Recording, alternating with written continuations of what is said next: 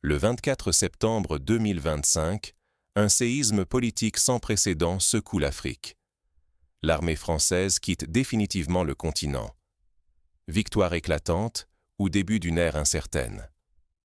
Cette date marque l'annonce officielle du retrait total des troupes françaises d'Afrique de l'Ouest et du Centre, bouleversant l'équilibre régional, suscitant l'étonnement de la communauté internationale et captant l'attention de millions de citoyens à travers le monde. Lorsque l'on imagine les bases françaises du Tchad, du Gabon, de la Côte d'Ivoire et du Sénégal fermant leurs portes, il ne s'agit pas seulement de la fin d'une mission militaire. C'est la clôture de plus de 60 années d'influence directe, de décisions prises à Paris et ressenties par des millions d'Africains, du nord au sud du continent. Pour certains, ce retrait évoque la chute du mur de Berlin en 1989, symbole de la fin d'un monde et du début d'un nouvel ordre. Pour d'autres, c'est comme le départ précipité des troupes américaines du Vietnam en 1975, marquant la fin d'une époque de domination étrangère et l'ouverture d'une période d'incertitude, de chaos, mais aussi d'espoir. Dans les rues de N'Djamena, Libreville, Abidjan, Dakar, des foules en liesse envahissent les avenues. On chante, on danse, on brandit les drapeaux africains, ivres de fierté, de soulagement et d'un sentiment de revanche. Certains vieux militants, qui avaient manifesté contre la présence française dans les années 70, pleurent de joie. Des étudiants, qui n'ont connu que la présence des bases françaises dans leur ville, célèbrent l'avènement d'une nouvelle ère. Pour beaucoup, c'est la revanche d'une génération sur des décennies de tutelle étrangère. Des scènes similaires avaient été vues lors de l'indépendance du Ghana en 1957 ou à la libération de l'Algérie en 1962. Des moments où la fierté nationale triomphe du sentiment d'impuissance. Mais sous la ferveur populaire, l'incertitude s'installe. La vraie question brûle. L'Afrique saura-t-elle défendre seule sa souveraineté, garantir la sécurité de ses États et choisir librement sa voie? L'avenir du continent, sa stabilité et sa prospérité sont suspendus à ce tournant décisif. De nombreux observateurs se souviennent de la période post-indépendance, lorsque l'absence de structures solides avait mené certains pays à des conflits internes, des coups d'État, ou à la tentation de faire appel à de nouveaux protecteurs. Pourquoi ce départ soudain? Est-ce la fin réelle de l'influence française ou le début de nouveaux périls? Pour comprendre l'ampleur de cette rupture, il faut d'abord revenir sur les origines de la présence militaire française et sur les facteurs ayant mené à son effondrement. Retour sur plus de 6 décennies d'une présence militaire contestée. Comment la France s'est-elle enracinée en Afrique et pourquoi ce modèle s'est-il effondré aujourd'hui? 60 années de présence militaire française. Comment cette emprise s'est-elle installée en Afrique et pourquoi? Pour mesurer l'ampleur du retrait actuel, il faut remonter au début des indépendances, dans les années 60.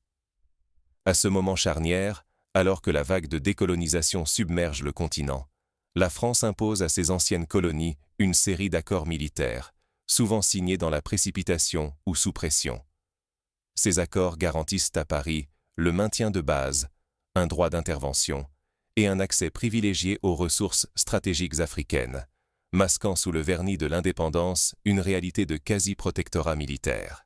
Cette mécanique rappelle le système des mandats instauré par la Société des Nations, où la tutelle étrangère se perpétuait sous couvert d'accompagnement vers l'autonomie. Rapidement, la France multiplie les interventions, soutien aux régimes amis, mission de maintien de la paix, et surtout intervention militaire directe pour protéger ses alliés et ses intérêts. À chaque crise majeure, de la Côte d'Ivoire au Tchad, du Gabon au Mali, l'armée française se pose en arbitre, justifiant sa présence par la lutte contre le terrorisme, la stabilité ou la défense de la francophonie. Pourtant, derrière ces discours se cachent des motivations économiques et géopolitiques. Sécuriser l'uranium nigérien, le pétrole gabonais, le cacao ivoirien et d'autres richesses vitales à l'économie française. En 1978, par exemple, l'opération Bonite à Kolwezi permit de sauver des otages européens, mais aussi de garantir les intérêts miniers français en République démocratique du Congo. Cette présence militaire, loin d'être neutre, s'inscrit dans une logique de contrôle. Il s'agit de préserver une sphère d'influence, d'assurer la fidélité des élites locales et de maintenir la France parmi les grandes puissances malgré la perte de son empire colonial. Un maillage dense de bases, de conseillers militaires, d'accords secrets et d'opérations clandestines transforme l'Afrique subsaharienne en pré-carré, jalousement gardé. Toute tentative d'émancipation y est observée, voire réprimée. On se souvient du rôle des forces françaises lors du coup d'État au Togo en 1963 ou lors du soutien à certains régimes contestés dans les années 80. Mais ce système n'a jamais été pleinement accepté par les peuples africains. Les manifestations populaires, les mouvements indépendantistes, les coups d'État et les contestations politiques rappellent régulièrement que cette présence reste perçue comme une survivance coloniale. Pour beaucoup, elle rime avec blocage du développement, dépendance économique et perte de souveraineté réelle.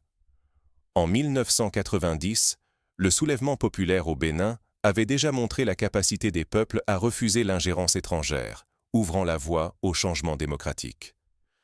Oublier cette histoire, c'est risquer de répéter les mêmes erreurs ou de renouer avec de nouvelles formes de domination, qu'elles viennent de la France ou d'autres puissances étrangères. Saisir la logique de ce colonialisme militaire, c'est comprendre l'enjeu capital du moment, la reconquête, par les Africains, de leur souveraineté militaire et politique, clé d'un avenir plus juste, plus libre et véritablement africain. L'exemple de l'Inde, qui après la fin du Raj britannique a bâti une industrie de défense nationale, montre qu'une souveraineté retrouvée n'est pas un aboutissement, mais le début d'un long processus de consolidation. Mais si la présence française a longtemps façonné l'ordre régional, le vent tourne aujourd'hui. De Bamako à Ouagadougou, une contestation de plus en plus massive défie l'ancien équilibre. Les réseaux sociaux, nouveaux vecteurs de mobilisation, transforment chaque incident en symbole national, chaque vidéo de manifestants en appel à la libération.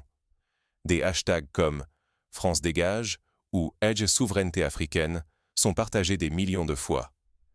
Qu'est-ce qui a rendu la position française à ce point intenable qu'elle a forcé un retrait précipité après plus de 60 années de présence en Afrique? Les causes sont nombreuses, enracinées dans la réalité mouvante du continent et la transformation radicale des rapports de force entre Paris et les peuples africains. Avant tout, une vague de résistance populaire a balayé la région. Dans d'innombrables villes, la jeunesse, les étudiants et les travailleurs sont descendus par milliers dans la rue. Manifestations massives, grèves, campagnes sur les réseaux sociaux. Partout, l'exigence était claire, la fin de l'ingérence militaire française. Les plateformes numériques ont décuplé la mobilisation, tissant une alliance inédite où chaque victoire, chaque fermeture de base était célébrée comme un pas décisif vers la reprise du contrôle national. Ce phénomène rappelle les printemps arabes de 2011 où l'union entre ruses et réseaux a fait basculer des régimes, prouvant la force d'une population déterminée. Sur le front politique, la France a vu disparaître les derniers vestiges de légitimité. Les gouvernements africains, autrefois alliés discrets de Paris, se sont retrouvés acculés par la pression populaire et la montée de débats parlementaires nationaux. Ils ont fini par exiger officiellement le départ des forces françaises. L'Union africaine a multiplié les résolutions appelant à la fin de toute présence militaire étrangère, ce qui a renforcé la dynamique d'émancipation continentale. Même à Paris, l'Assemblée nationale a vu croître les voix contestant la poursuite de cette aventure militaire, certains députés rappelant les coûts humains, financiers et moraux de ces interventions prolongées sans issue. Mais la montée de l'insécurité a constitué le véritable point de bascule. Les bases françaises sont devenues des cibles visibles, aussi bien pour les groupes armés que pour les manifestants. Plusieurs attaques coordonnées ont mis en danger immédiat la vie du personnel. Dans certains pays, il suffisait de porter un uniforme français pour être menacé, agressé ou ciblé par des actes de sabotage. Ce climat de tension rappelle la situation des troupes américaines à Kaboul en 2021, contraintes de se replier dans des conditions chaotiques. Cette spirale d'hostilité a miné les alliances historiques. Les partenaires africains de la France ont pris leur distance, refusant de renouveler des accords de défense ou d'accueillir de nouveaux contingents. À l'échelle internationale, les critiques contre le néocolonialisme militaire français se sont multipliées. Même en France, une large majorité de l'opinion publique rejetait la poursuite d'une opération devenue coûteuse et risquée. Les médias français, autrefois unanimes, ont commencé à relayer la parole de chercheurs, d'anciens militaires et de citoyens exigeant un changement de cap. Le bilan opérationnel a achevé de discréditer la présence française. Après plus d'une décennie d'efforts dans la région sahélienne, le constat était amer. L'insécurité persistait, les pertes humaines et matérielles ne cessèrent de s'alourdir, et le coût financier atteignait des sommets considérés comme insupportables. Les objectifs initiaux, comme l'éradication du terrorisme, restaient hors de portée malgré l'engagement de moyens considérables. En 10 ans, le nombre de victimes civiles n'a cessé d'augmenter, les déplacements de population ont explosé et la confiance envers l'armée française s'est effondrée. Un rapport de 2024 faisait état de plus de 20 000 incidents armés dans la zone sahélienne, malgré la présence de troupes étrangères. Enfin, la logistique du retrait s'est révélée titanesque. Il a fallu organiser l'évacuation de plusieurs milliers de soldats, techniciens et civils, rapatrier des centaines de véhicules blindés, d'avions et d'équipements sensibles, tout en transférant les infrastructures militaires aux forces locales. À chaque étape, le moindre incident pouvait se transformer en symbole d'humiliation pour la France ou en signal d'espoir pour une Afrique en quête de souveraineté. Cette opération n'est pas sans rappeler le retrait des troupes soviétiques d'Afghanistan en 1989, marqué par des scènes de chaos, de pertes matérielles et de reconquête symbolique du territoire par les populations locales.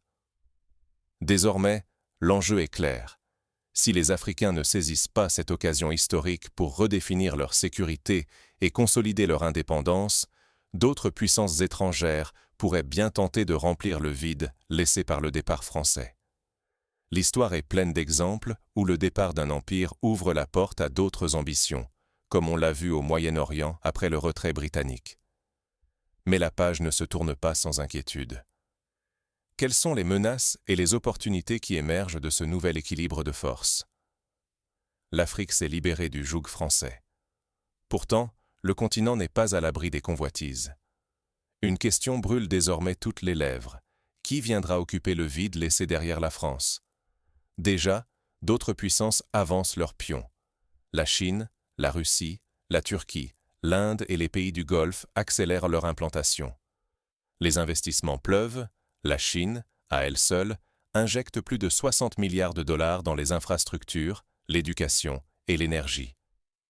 Des partenariats militaires, technologiques et économiques, bien différents du modèle français, se multiplient.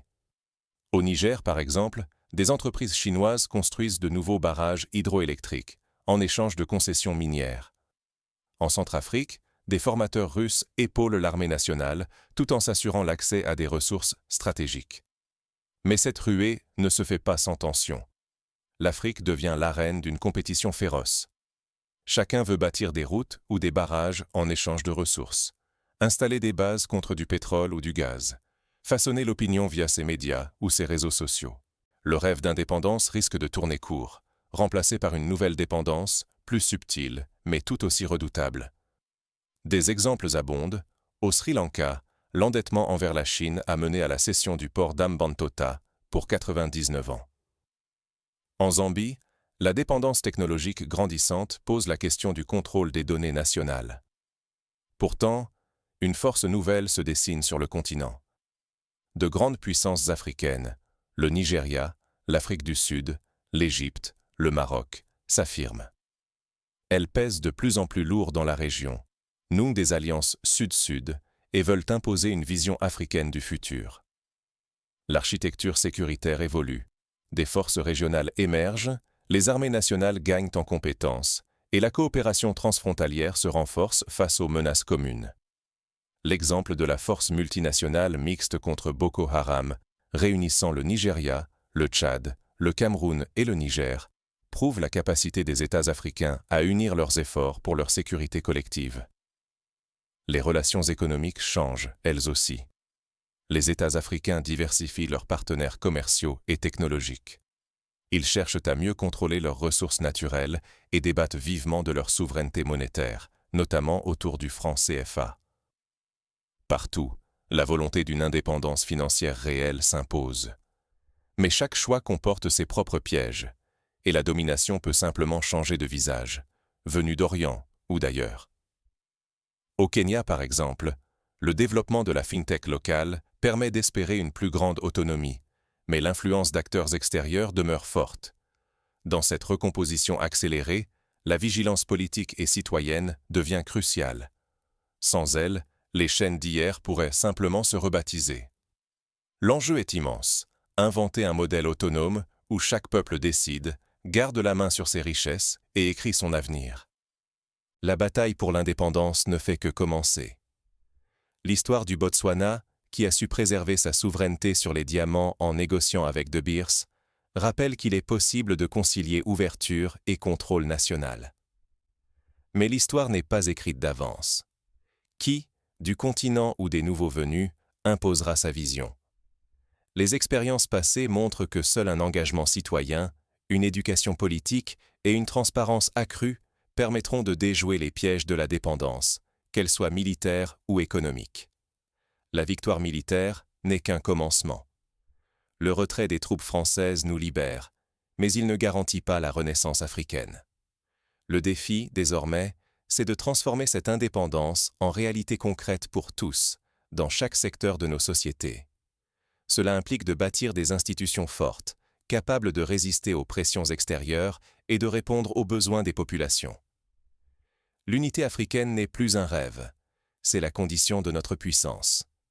Il faut renforcer la coopération régionale, harmoniser les politiques de défense, multiplier les exercices conjoints et échanger le renseignement. Seuls, nous restons vulnérables. Unis, nous devenons une force sur laquelle personne ne peut compter sans notre accord. L'Union européenne s'est construite sur la coopération après des siècles de conflits. L'Afrique peut s'inspirer de cet exemple pour mutualiser ses moyens et renforcer sa voix sur la scène internationale. Nos forces de sécurité doivent incarner la souveraineté. Investir dans leur formation, moderniser l'équipement et développer des doctrines adaptées à nos réalités est vital. Les anciennes dépendances doivent disparaître pour laisser place à des armées professionnelles, autonomes et respectées. Le Rwanda, après le génocide, a su reconstruire une armée moderne et disciplinée, capable de participer à des opérations de maintien de la paix en Afrique et au-delà. Mais l'indépendance militaire ne survivra pas sans l'émancipation économique. Contrôler nos ressources minières, agricoles et énergétiques, bâtir des chaînes de valeur locales et négocier des partenariats équitables sont indispensables. Renforcer nos monnaies nationales et soutenir les banques africaines limitera la fuite des capitaux et ancrera une croissance durable. L'Éthiopie, avec son développement industriel rapide, montre que l'investissement dans la valeur ajoutée locale peut transformer une économie dépendante en moteur régional. L'innovation est notre levier. Créer des centres de recherche, miser sur la formation scientifique et technologique et investir dans la cybersécurité sont des priorités stratégiques. Nos propres solutions, adaptées, garantiront la stabilité et la modernité de nos États. Le Sénégal, avec son incubateur numérique de Dakar, attire désormais des talents et des investisseurs du monde entier. Mais le progrès ne se limite pas à la technologie. Il faut valoriser nos langues, nos cultures, refonder nos systèmes éducatifs. L'enseignement doit transmettre nos valeurs et préparer la jeunesse aux défis contemporains. Une identité forte renforce la cohésion et inspire confiance. L'Afrique du Sud, en intégrant 11 langues officielles dans son système éducatif, donne l'exemple d'une diversité assumée. La société civile, les jeunes et les femmes sont les moteurs du changement. Leur mobilisation est essentielle pour surveiller, défendre et enrichir cette indépendance. Leur voix doit compter à tous les niveaux, du village à la présidence. Le mouvement des femmes libériennes, qui a permis la fin de la guerre civile dans leur pays, prouve l'impact de la mobilisation citoyenne. N'oublions pas, si ce moment n'est pas saisi par le peuple et ses institutions, la souveraineté restera un mot vide, récupérable par de nouveaux intérêts étrangers. Célébrer le départ des soldats ne suffit pas. Il faut bâtir un avenir à notre image et le défendre, ensemble, chaque jour. Cela implique d'organiser des consultations populaires, de renforcer les contrôles démocratiques et de promouvoir la transparence dans la gestion des ressources. Les leçons de l'histoire sont claires. La vigilance est la condition de la liberté. Mais cette souveraineté ne se décrète pas. Elle s'éprouve, se protège et se renouvelle à chaque génération. Le temps est venu de transformer cet espoir en réalité vivante. Chaque citoyen, chaque institution, chaque entreprise a un rôle à jouer pour consolider les acquis et préparer les défis de demain. Le 24 septembre 2025 n'est pas une fin, mais l'aube d'une nouvelle ère pour l'Afrique. Aujourd'hui, le continent, forgé par des décennies de lutte et de résilience, reprend le contrôle de son histoire. L'opération Sahel Exit ne se limite pas au départ des derniers soldats français. Elle symbolise l'effondrement d'un système vieux de plus de 60 ans et l'éveil d'une volonté collective pour une souveraineté militaire et politique authentique. À l'image de la révolution tunisienne qui a fait tomber une dictature vieille de plusieurs décennies, ce départ est un point de bascule, non une garantie. Minimiser ce moment serait une erreur fatale. Laisser filer cette chance, c'est risquer de retomber dans les mêmes schémas, d'abandonner notre pouvoir à d'autres, et de reporter encore le vrai développement de nos sociétés. L'histoire montre que chaque génération doit se battre pour préserver ses conquêtes, sous peine de voir les anciennes dépendances renaître sous de nouveaux masques. La responsabilité qui s'ouvre devant nous est immense. Célébrer un départ ne suffit pas. Nous devons bâtir des institutions solides, cultiver la coopération entre États, former nos armées et garantir la sécurité de tous. La construction d'une Afrique forte et indépendante exige des efforts constants, une éthique publique et la participation de chaque citoyen. Le monde entier observe. Les enjeux dépassent l'aspect militaire. Il s'agit aussi de souveraineté économique, de contrôle de nos richesses et de l'affirmation de notre identité. Refuser d'agir, c'est ouvrir la porte à de nouveaux prédateurs, prêts à relancer un cycle de dépendance. L'Asie, l'Amérique du Sud et l'Europe ont connu des moments similaires. Seule la vigilance, la solidarité et l'innovation ont permis d'éviter le retour des anciennes dépendances. L'Afrique doit choisir sa voie, sans tutelle. Notre unité, notre solidarité et notre vigilance sont les clés pour transformer cette victoire symbolique en progrès tangible, pour chaque nation, chaque foyer, chaque génération. La réussite du continent dépendra de sa capacité à s'autodéterminer, à inventer ses propres modèles de développement. Le rêve de Kwame Nkrumah, d'un panafricanisme effectif, n'a jamais été aussi proche d'être réalisé. Alors, que ferons-nous de cette liberté retrouvée? La protégerons-nous? L'étendrons-nous? La ferons-nous briller? Ou la laisserons-nous se dissoudre sous les vents du doute et de la division? Chaque Africain, chaque décideur, chaque institution a une responsabilité historique. L'avenir se construit aujourd'hui dans les choix quotidiens, la gestion des ressources, l'éducation des jeunes, la justice pour tous. Ce 24 septembre n'est qu'un commencement. L'avenir de l'Afrique dépend désormais de la force de son engagement collectif et de son refus intransigeant de toute nouvelle domination, extérieure ou intérieure. La vigilance, la créativité et l'unité sont nos meilleures armes. C'est à nous, Africains, d'écrire la suite de cette histoire, d'en faire une légende de liberté, de prospérité et de dignité,